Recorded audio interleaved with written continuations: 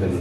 अब मैं दरख्वास्त और अपने दोस्त मियाँ शहजाद साहब के वो आएँ, उन्होंने डॉक्टर साहब के साथ बहुत अच्छा वक्त गुजारा, वो आएँ और डॉक्टर साहब की यादों का हमारे साथ शेयर करें।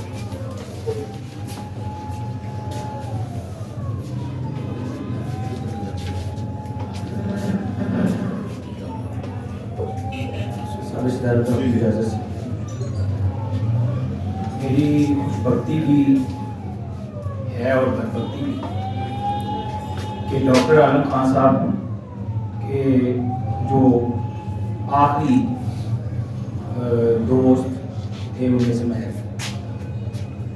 इन सबसे आखिर में मेरा उनसे ताल्लुक जुड़ा, जो यहाँ पर बैठे हुए लोग हैं उनमें से भी और वैसे भी। और शायद ये बदबख्ती मेरे साथ हमेशा से जुड़ी हुई है कि जिन बुजुर्गों से बहुत दिली लगाव हो जाता है वो जल्दी साथ छोड़ जाते हैं, और डर भी एक पीछा करता रहता है इस हवाले से। साहब सदारत, बड़ा मुश्किल होता है इस हकीकत को मानना कि जिनके साथ आप एक दिन कब सिटिंग कर रहे हो, बातें हो रही हैं, और जिनके साथ बहुत सारे मुस्तकबिल के मंसूबे चुने जा रहे हैं, वो सारे मंसूबे कहीं रास्ते में ही रह जाएंगे। एक सूरज था कि तारों के घराने से उठा, आँख हैरान है क्या शक जमाने से उठा। एक रोशन दिमाग था न रहा, शहर में एक चिराग था न रहा। साबित सदारत और मेरे अजीज दोस्तों, शाह हुसैन कहा करते थे कि रहिए नाल सजंदे रहिए, सुखन जिनादा होवे दारू गल थाई कहिए। किसी भी इंटेलेक्चुअल का, बड़े बंदे का सबसे बड़ा कर्म ये होता है कि वो अपनी बात जिस लेवल की बताना चाहता है उस लेवल के लोग उसके इर्द गिर्द नहीं हैं। और बदकिस्मती ये है कि हम अपने इंटेलेक्चुअल्स को एक एलिनेशन का बाकायदा खुद शिकार करते हैं, और उनके चले जाने पे वो हमें कमी महसूस होती है। अफ्रीकी कहावत है, it takes a tribe to make a man. एक बड़े इंसान को बनाने में एक पूरा कबीला लगता है, और अजल का फरिश्ता उसे एक लम्हे में हमसे दूर ले जाता है। कोई नहीं जानता कि उसके पीछे क्या क्या कहानियां मौजूद हैं उस शख्स बनने में।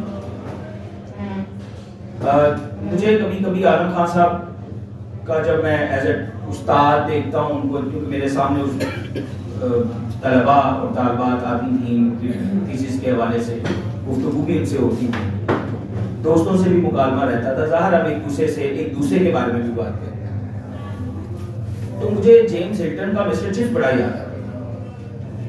जेम्स हिल्टन का मिस्टर चिप्स कोई बहुत बड़ा उस्ताद नहीं था, वो was not an intellectual of that level जैसे हमारे यहाँ मुदर्रिसीन होते हैं, लेकिन वो उसका प्रोटैगनिस्ट ऐसा था कि तमाम कॉलेज के, स्कूल के, जो ब्रूफील्ड स्कूल था उसके तमाम बच्चों को उससे मोहब्बत, पुराने और नए। मुझे आलम खान साहब के अंदर वो मिस्टर चिप्स नजर आया कि जिससे मुलाकात जिसने की, और खासतौर पर हम जैसे जूनियर्स ने, तो हमारे तो उस्ताद थे, हमारी खुशकिस्मती के हमें नौजवान दोस्त कहते थे, लेकिन असल में वो हमारे उस्ताद थे, हमने बहुत कुछ सीखा उनसे। तो उनकी कंट्रीब्यूशन ऐसी है जो नजर नहीं आती। शायद बहुत ज्यादा किताबें उनकी नहीं है क्रिटिसिज्म के ऊपर, चंद हैं, मज़ामीन बहुत ज्यादा हैं, लेकिन तरक्की पसंद तहरीक जो मौजूदा है उसमें उनका नाम जो है वो भी एक तरह की नेमत थी, क्योंकि एक एक करके जब हमारे तमाम बुजुर्ग यहाँ से रुखसत हुए तो मुझे आलम खान साहब की मौजूदगी में एक पूरा तरक्की पसंद नजर आया।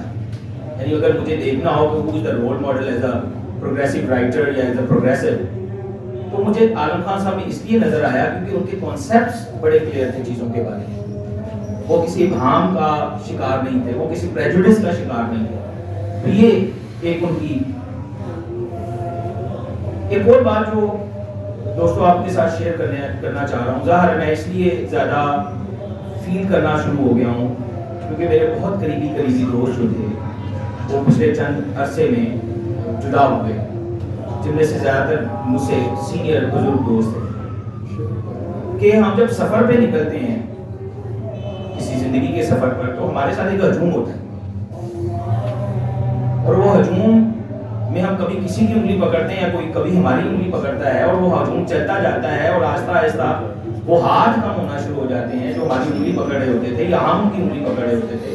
اور ایک وقت آتا ہے کہ یہ جو جس دور میں ہم رہ رہے ہیں کہ انسان جب پیچھے مڑ کے دیکھتا ہے تو کوئی ہاتھ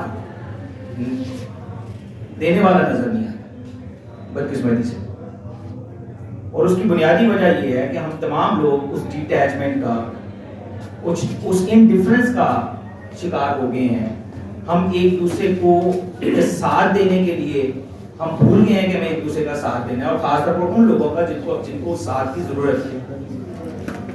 میں صرف یہ کہنا چاہوں گا آخر میں کہ بہت ضرورت ہے. بینگ اے فکشن رائٹر بھی میرے خیال میں وہ انڈر ریٹڈ رہے بدقسمتی سے ہمارے ہاں, کیونکہ یہاں پر گروپ بندی بڑی ہے, ہمارے یہاں پر باقاعدہ گروپ بندی ہے.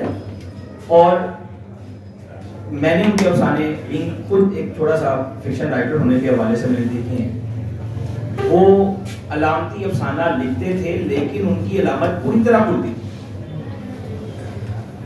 وہ بہت لمبے افسانے نہیں لکھتے تھے, جتنا افسانہ ہونا چاہیے تھا اتنا لکھتے تھے, اور اس کا امپیکٹ بہت ہیوی اور بہت زیادہ تھا.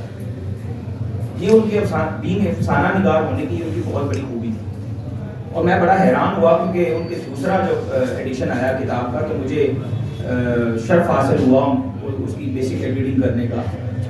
اور میں نے پہلی بار عالم خان صاحب کو پڑھا تھا.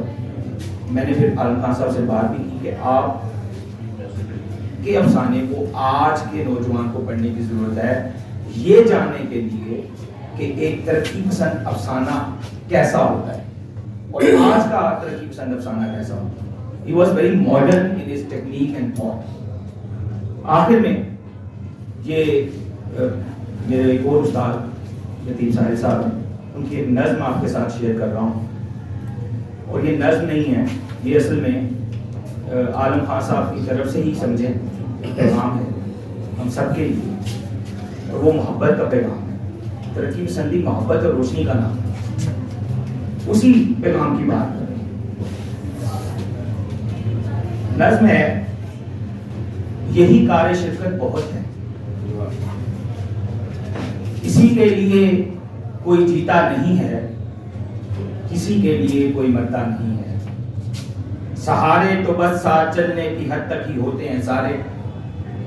اگر زندگی کی طرف جا رہا ہو کوئی تو اسے زندگی سے ملانا, اسے خواہشوں کی سبھی تتلیاں لا کے دینا. وہ جو خواب دیکھے وہی خواب تکنا. وہ سوئے تو سونا, وہ جاگے تو اٹھنا. وہ بولے تو ہونٹوں سے گرتے ہوئے سارے لفظوں کو احساس کی تشتری میں اٹھانا. ہواؤں میں ڈھیلے پروں سے عقابوں کی صورت اگر دیر تک اڑنا چاہے تو پھر دیر تک اس کے ہمراہ اڑنا. یہی کار شرکت بہت ہے, یہی تھوڑی سی اس سے محبت بہت ہے. اگر موت کی منزلوں کی طرف بڑھ رہا ہو کوئی تو اسے زندگی کے تسلسل میں رکھنا. اگر موت کی منزلوں کی طرف بڑھ رہا ہو کوئی تو اسے زندگی کے تسلسل میں رکھنا. اذیت کے لمحوں میں اس کو رفاقت کا احساس دینا. جو خواب اس کی آنکھوں میں بکھرے پڑے ہوں انہیں اپنی آنکھوں میں بھرنا. جو سانس اس کے سینے سے باہر پڑے ہوں انہیں اپنی چاہت کی خوشبو سے معمور کرنا. اسی کا وہ سینہ جو کچھ دیر پہلے اسی کے تلفظ سے باغی ہوا تھا. اسی کا وہ سینہ جو کچھ دیر پہلے اسی کے تلفظ سے باغی ہوا تھا. ذرا دیر کو اس پہ اپنا مسیحائی کا ہاتھ رکھنا. یہی کار شرکت بہت ہے, یہ تھوڑی سی اس سے محبت بہت ہے. بہت شکریہ.